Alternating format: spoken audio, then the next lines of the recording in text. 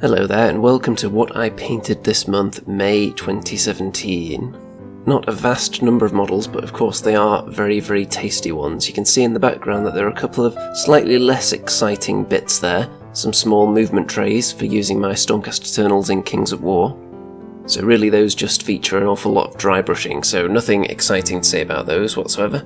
So of course, the main event, the Kharadron Overlords. I've got tons of them sitting around, some assembled, some still in their boxes, and I'm clearly working my way through them with the old paintbrush as well. So we've got one unit of Arkanauts here and the Arkanaut Admiral. Let's start off with the Arkanauts then. So you'll see that I've split up the special weapons so that each unit has 3 of the same, which is the optimal way of doing it. So I've painted all the sky hooks first, and then in the next batch I'll have the rest for the other 2 units.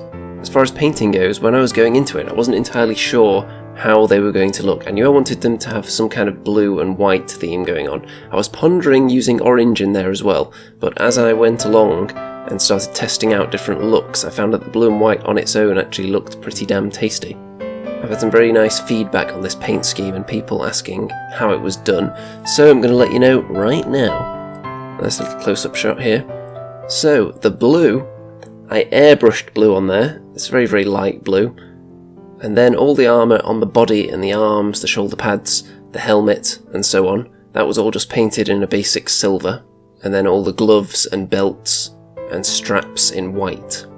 Over all those 3 colours, I then applied a layer of Gulliman Blue, the Citadel Glaze, which is one of my favourite paints because it behaves pretty much the way I would like a wash to behave. It sinks into the crevices, but doesn't completely stain the miniature and end up looking cloudy.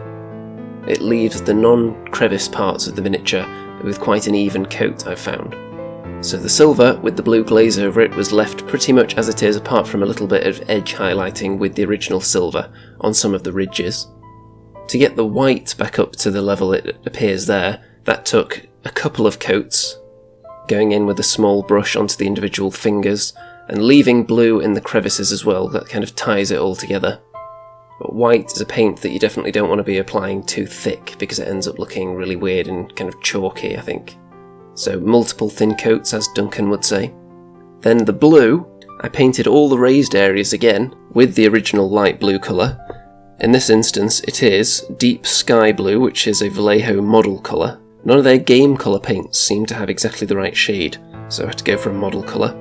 So obviously I've left all the edges there, so you can see in the corners of all the blue cloth parts that it's much darker. And I think that looked very, very good. I wasn't actually sure I was going to do that stage until I tested it out on one model and thought it looked pretty damn tasty. Moving along to the next shot here. Then after that, I went in and did all the little buckles in metal, the little tiny accessories that I didn't want to be blue, so I picked those out afterwards, after the blue glaze stage. And it should also be noted that I did all the base coats before applying any washes. I was just telling you about the particular ones that the blue glaze went over. In fact, the beards also had the blue glaze over them as well, and they were done in the game colour Hammered Copper. And those were just on the parts that are supposed to resemble the facial hair, and any other parts that are slightly darker metal on the head and the body, they were done in a darker silver, kind of a gunmetal colour, and the blue glaze would have gone over those as well. The blue glaze did not go anywhere near the weapons or the backpacks or the boots, all of which were painted in a combination of a dark silver, a light silver, and a bronze colour. And then the wash that was used on all of those parts was Nuln oil. And then there was some light silver dry brushing onto the bronze parts after that. So very, very simple for the weapons and backpacks and boots. It's just your bog standard base coat of metal and a black wash. So the body is where most of the interesting stuff happens. Next shot here you can see the leader, and he's just got a gold shoulder pad. I didn't want to use too much gold on these guys, because obviously I've painted a Stormcast Eternal army, and I've just about had enough of gold. So I reserved gold for the shoulder pads and the occasional little accessory on unit leaders and heroes. So that was done exactly the same way I would paint the gold on my Stormcast Eternals. Gold, Reclaimed Flesh shade, and then shining gold, the old out of production Citadel paint, as a highlight. Then the eyeballs. Well, they're not technically eyeballs, they're more like lenses and the little goggles. So any part like that on the heads, they were done in Waystone Green, which is a Citadel technical paint designed to paint gems, and I think that came out very nicely. That was just done directly over silver, as it's intended to be used on gems. And I think it looks very, very effective, and it just adds a tiny little bit of colour variety in there. You can see them from behind here, where there's quite a lot of flat area, particularly on the buttocks. But the glaze, and then going over the raised areas again with the blue, brings out the crevices in there. As far as the basing goes, I stuck a couple of little rocks down, and then applied some just basic sand. This was all done before painting, of course. Then painted the rocks grey, dry brush white, dry brushed the sand on the base after it'd been primed in black, dry brushed that with brown and then white, progressively lighter brown and then white. So I didn't want them to look exactly the same as the bases on my other armies that I've done lately, for example the Stormcast. So I've gone for a bit more kind of earthy and natural look. And then I've used quite a bit of grass as well, which is kind of a yellowy, summery type grass, rather than green. And then I was pondering doing brown around the edges of the base, but I thought, you know what, I think black looks a bit tidier. And I think neatness is quite a big theme with this paint job. I did take an awful lot of care making sure there was no paint straying onto the wrong part, and went in there with a fine detail brush to get all the individual fingers in the way that I wanted them. So I think it's come out looking very, very tasty. High level of neatness, and people seem to appreciate the colour choices. So I'm very happy with that. Next, moving on to the Admiral. Now, I hesitated a little bit while figuring out how to paint this guy because there's very little fabric material on him. He's almost all metal. And I wasn't sure whether that would look as good because I think possibly the strongest part of the Arkanauts might be the clothing. So I wasn't entirely sure it was going to come out looking particularly sweet, but I think it actually does look quite good with more of the blue tinted metal, which was done in exactly the same way, with the Gulliman blue over the silver, and then all the other parts were just a basic metallic base coat and wash of black, then the various silver highlights, and he's got a bit more gold on him because he's a character, so I've done the shoulder pad, the knee pad, and bits of his hammer as well. And the crystals on his base on the rocks were painted the same way that I've done the little green lenses, just painted silver, then with the Waystone green paint applied over the top.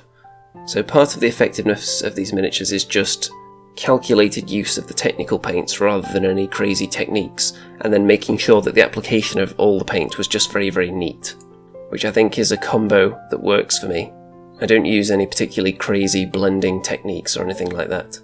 And the rocks on the bases, normally I would put a strong black wash over the grey and then dry brush on top of that, but in this instance I thought, I've done that on all the rocks recently, maybe I should just paint them over the black with kind of a thin coat of grey, so you can still see a bit of shadowing in there, and then just do lots of highlighting with the dry brush, with grey and then white over the edges, and I think it looks alright.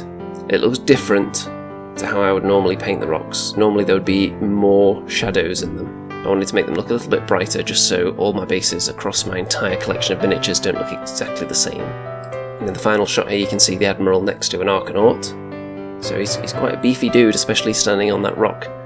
And I think overall this colour scheme is a success. How exactly I'm going to translate it onto the ships, I'm not sure yet. But I'm sure it's going to involve blue and white stripes in some way, probably. We shall see. I'm going to start off, after I've done more of the infantry, I'm going to paint the gun hauler first, which is the smaller one. In case I make a horrendous mess of it, I'm not just throwing a huge amount of money down the drain. So we'll see how that goes, but at the moment on the painting table I have got 20 Arkanauts, so I thought I'd get all of them out of the way, because I didn't really like the idea of painting 3 full batches of Arkanauts, because they do take quite a while the way I'm painting them, very neatly, going in there and picking out all the tiny white bits, and then going over the wash, or the glaze should I say.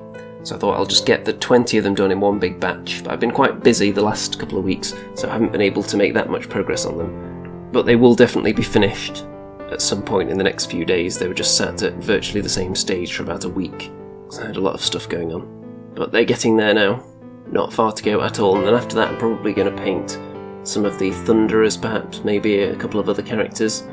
We shall see.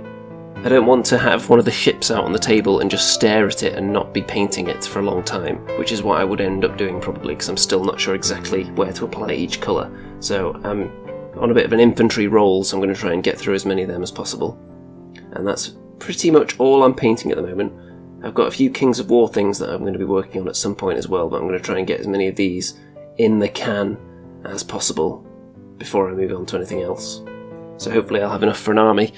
And with the new AOS skirmish rules coming out as well, I'll be able to play with them before I've got a full army done, which is nice as well. So you don't have to wait several months before you see a Kharadron Overlords battle report, hopefully. And with that, I think I shall let you go. So let me know what you've been working on this month. Comment or criticism on my colour scheme. If you've got any questions, anything I might not have mentioned, drop them in the comments as well. And I'll catch you next time, folks. Ta-ta!